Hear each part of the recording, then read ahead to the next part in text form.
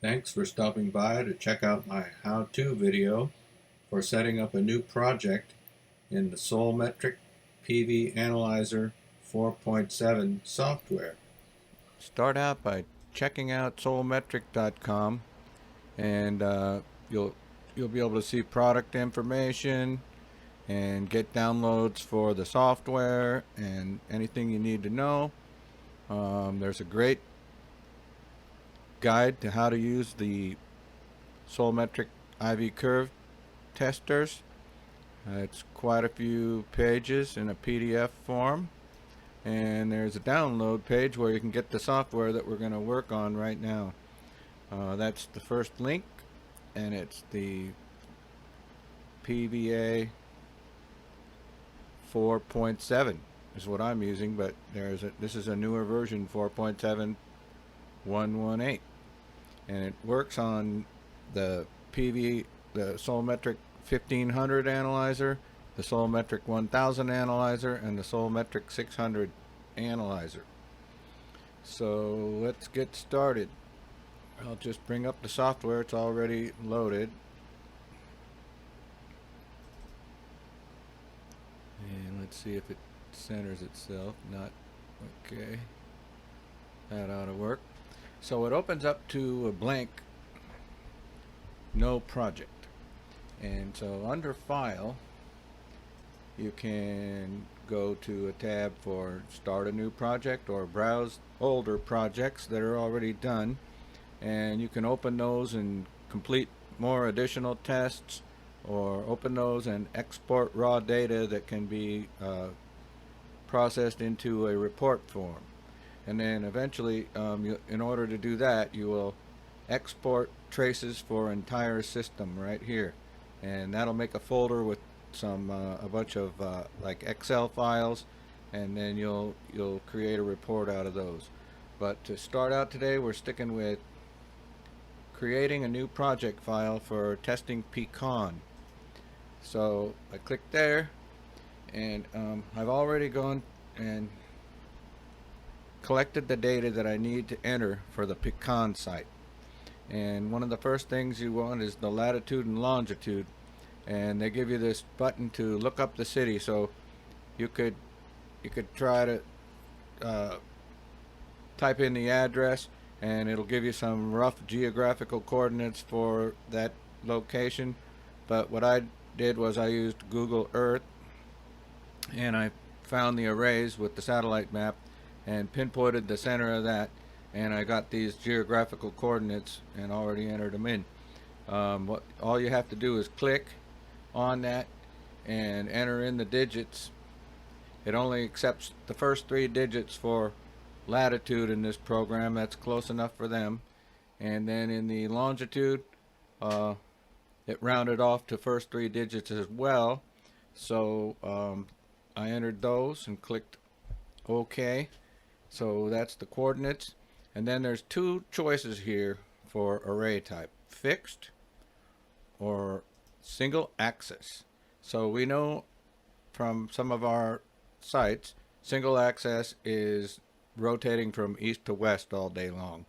So what you would have is you'd have to make sure it's not 180 degrees south anymore. It's 270 degrees west or 90 degrees east. So if you have a single axis tracker, you have to in the morning it's going to be looking at 90 degrees, so you would enter it like that. I'm just showing you because you'll get really screwed up if you don't do that right. And then it automatically knows in the west it will be 270 degrees. That's for the single axis ground mount trackers. But we're fixed, and we're not facing east, we're facing due south, so that would be 180 degrees. Type that in, click OK, and we've got that part done. Now, when it's testing, we clamp that little sol sensor on the edge of the array, and it gives the tilt of the array. So we just need to put the azimuth in here, and the equipment judges the tilt, what it actually is. Then the last thing we need to do is pick our time zone, and this one's Eastern Time, Canada, where pecan is, and so that's super important. It by the time zone, it knows that, you know, where the sun is and what time of day it is and all that. So we'll just name this. Once we say finish, it wants us to save the project file, so we'll call it pecan soiling test .4. All right, and it's going to save it in my documents folder, in the Solmetric folder, in the PVA folder, in the project folder. That's the tree. Okay, so gone. All right, now it's back open again, and now this is the project pecan soiling test .4. So we've named it and created a new file. So, and also we want to go under properties, and there's the site information that we just got done entering. Okay, so that's the first step. There's 3 steps.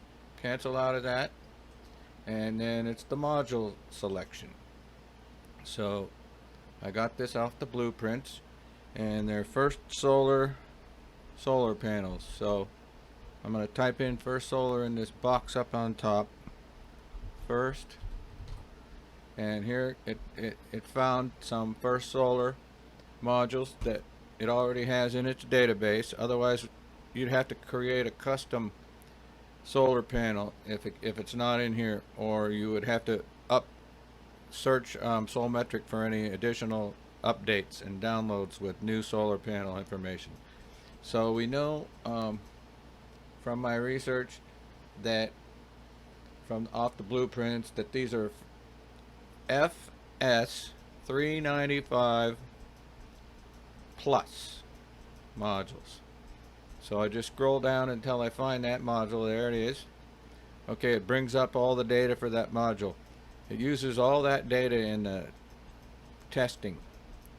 Alright, so that looks great. So I can click finish, and it'll save that information. So now back to properties.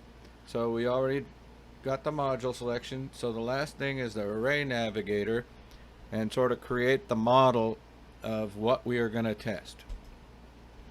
So I click that, and it opens up to this little screen, and so the system is basically going to be the project name, and so I'm going to put pecan soiling, and then what I have to do is I have to highlight it, which it is already, and click the rename button and open up this little window. It's kind of tedious, but it's basic and it's pretty good in a way.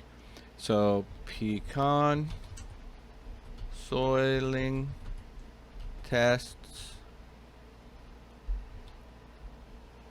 .4, same name as the file was.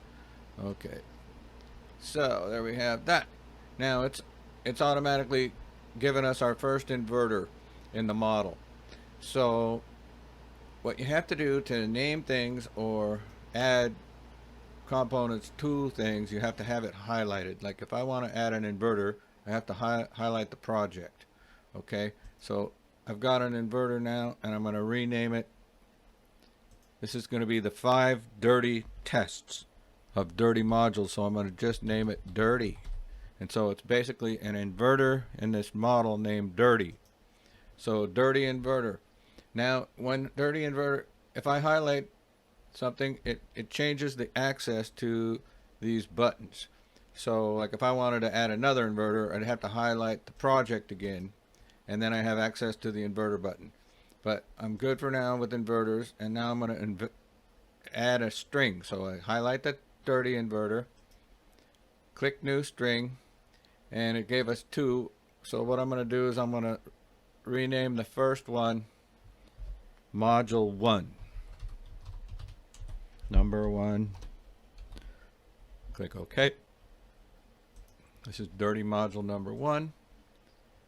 I can't rename two of them at a time, so I have to click around a little bit, get one of them to rename, and rename this second string module number 2.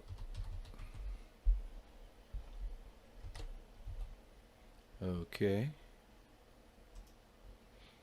And then I have to highlight the inverter in order to add a third string. Right here, new string, click, and then highlight that string and rename that string module number 3. Click OK. Highlight dirty inverter, add a string, highlight the string, rename the string, open up the rename window, module number 4. Number 4. Click OK. Highlight the dirty inverter, add the 5th module, highlight that module, name it module number 5. And what this is it's a string of 1. If you look over here in the right side, there's your number 1. So modules per string. So basically it's a single module test. If you wanted to test a whole string, it might say 12 modules or 30, but you have to have the exact number of modules, otherwise the test will be blown. Okay, so now what I'm going to do is I got to add a clean inverter for 5 modules to test after we clean them. So I highlight the project again, and now I can get access to this new inverter button. I click that, I get one new inverter, I highlight it so I can rename it clean. Click OK. Alrighty, clean is highlighted, so I can add a string to it without jumping around. I highlight the new string and rename it module number 1 for the clean testing. After we cleaned them, it's going to be the same module as module 1 dirty, but after the cleaning. I'll repeat the test after I wash them on the exact same module. So that's how we get our good data. So add another string of 1 module, highlight it, rename it module number 2.